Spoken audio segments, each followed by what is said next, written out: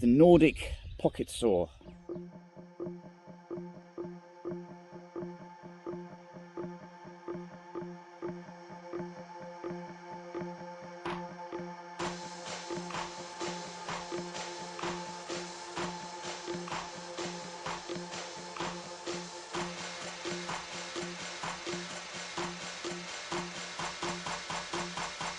Looking forward to making this video for quite some time. I've had this sitting in my little cupboard for a couple of months at least now. It is the multi-award winning Nordic Pocket Saw awards. It is basically a hand, or sometimes known as a pocket chainsaw. It is what it is really. It's a chainsaw blade that's been modified to be used by hand. I suppose that's kind of the name self-explanatory, I guess. But yeah, looking forward to this. It's something I've wanted in my little bushcrafting arsenal for some time, as an alternative to just regular saws. So it is, I've got the orange version, the 65cm length chain. They do come in a 95cm, I believe it's the Arborist's pack. It's a much longer blade. Depending on where you live and where you find these, I picked this one up for £55. I think the recommended retail price is about £65. Obviously that will vary to where you live, and obviously the stockist and where you buy it. I think the 95cm one was close to £100, and it comes with varying colour hand straps, and you can even buy it in leather. You buy the posh one with a leather pouch and leather handles. This pack contains hand-powered chainsaw and nylon cane. If you read the back, hand-powered chainsaw. The Nordic Pocket Saw is the pocket-sized hand-powered chainsaw for the outdoor enthusiasts. Lightweight, easy to pack, and effortless cutting. Yeah, we'll put that to the test. Developed in Sweden and tested in harsh Nordic conditions. Yeah. Read more at the website, nordicpocketsaws.com. Internationally intellectual property protected, and there's a nice little picture of it cutting a log. And on the other side, same sort of thing with a QR code. Made in China, apparently, as always these days. But anyway, I've not even taken this out of the box yet. So we have pouch should come with a belt loop, thank goodness. One of the main reasons for wanting this, it's lightweight, and I'm going to try and get my bushcrafting kit down as small as possible, as we all want to. So yeah.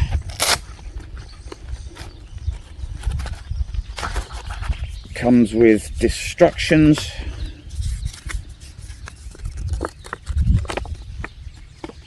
I don't know if these instructions will come in your language, but this was in English. Basically, 5-year limited warranty, and safety warnings, user guide. Keep the chain straight and stretched while using. Keep hands in a sufficient wide position to avoid contact with the chain at all use. If you're doing this, you're going to bind it and it's too much work, so you go wide, so you're not cutting as much wood as possible. I do remember that. Remember, it's about technique and control, not about speed and force. Respect the blades and be careful. Store the saw in a dry and safe place. Hopefully that's going to be dry enough. Care instructions. Keep it dry and clean. Keep the teeth sharp by regularly using a 4mm round file for sharpening, the same as you would with the regular chainsaw. I think. And the chain should be lubricated with chain lube. I believe that's mineral oil, but I'll put that in the box actually.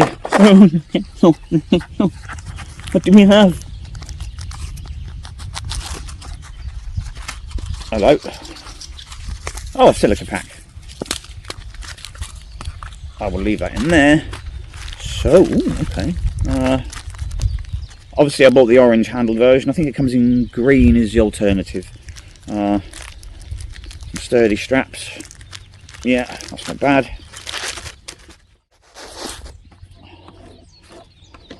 So core, yeah.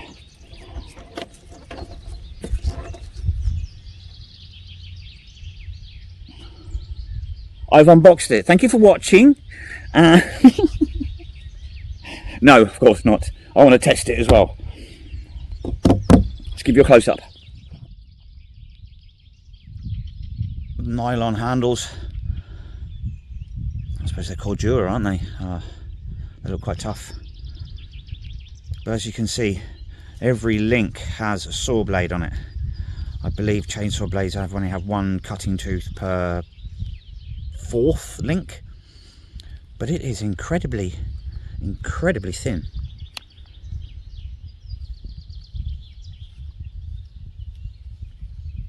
I'll have to measure the thickness of that. So the next thing is to give it a test drive. So our first victim is a birch branch. It's about 7 centimeters wide. It's about 2 7/8 of an inch in diameter. It's definitely not green. It has been trimmed in the past, as you can see. So I'm guessing this is cured, at least in some respect. It's definitely not green anyway. So if I can remember how to do this. I've not used one of these things I've not used a pocket chainsaw ever. So I'm going to assume putting this on the floor is going to be the easiest option. So I am underneath. I'm going to hold the handles this way, support that for a little bit. Obviously this is going to have to bite in first, so go slowly, a little bit of force, just so it can bite in.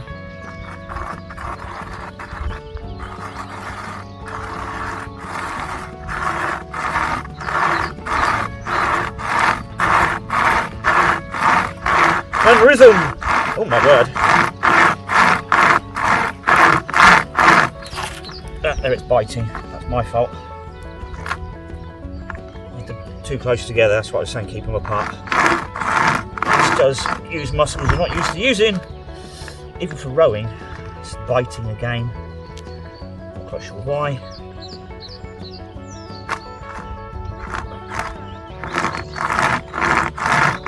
A wider grip then. You don't see that in the adverts, do you? Maybe it's because I'm too small.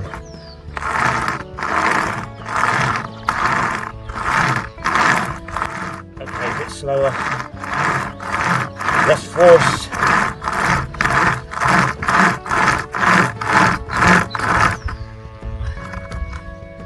Oh, too much. It does vibrate on your hands. Oh, come on, we're nearly done. Come on. Come on, we're nearly there.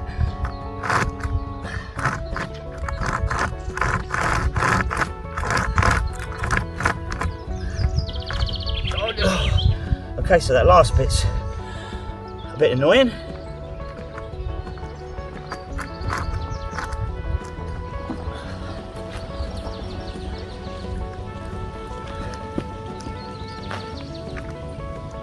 Biting. I don't know if it's this log.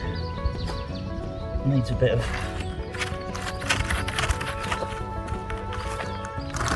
Yeah, it's just biting because of the log. Not my fault. Not the saw's fault.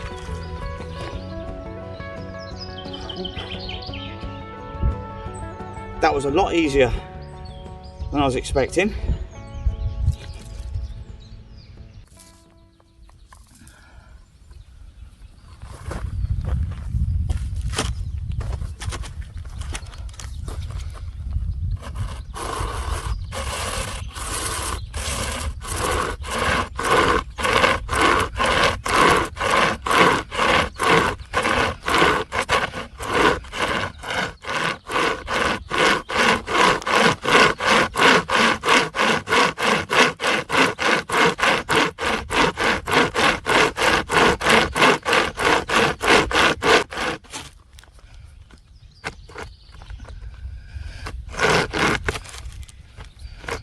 There we go again.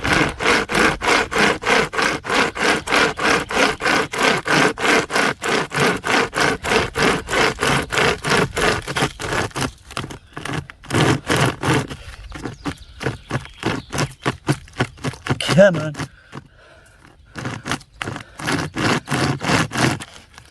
See if I can cut it clean this time. Oh yeah. Right, how easy is it to get back in its pouch? I guess we're going to have to...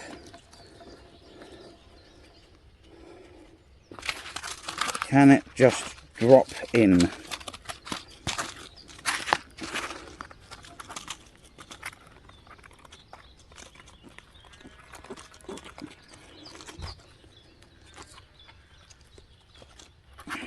With my shaky hands, if I can do it, anybody can.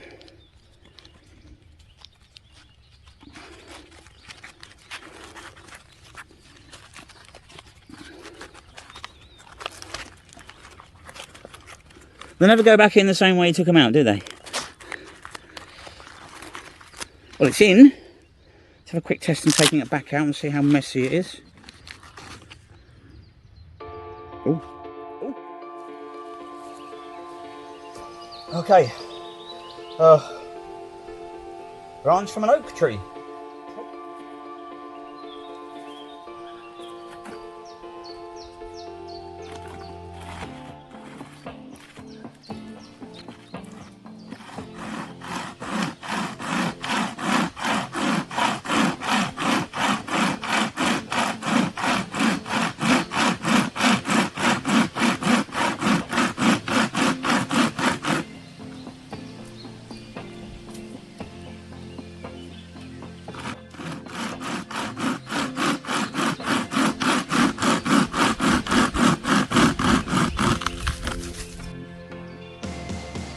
Yeah.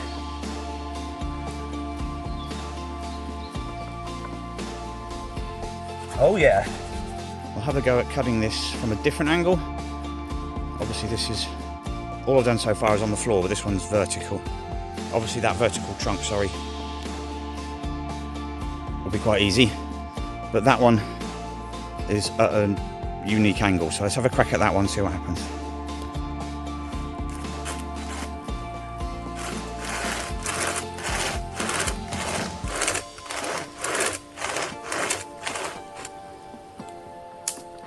Annoying.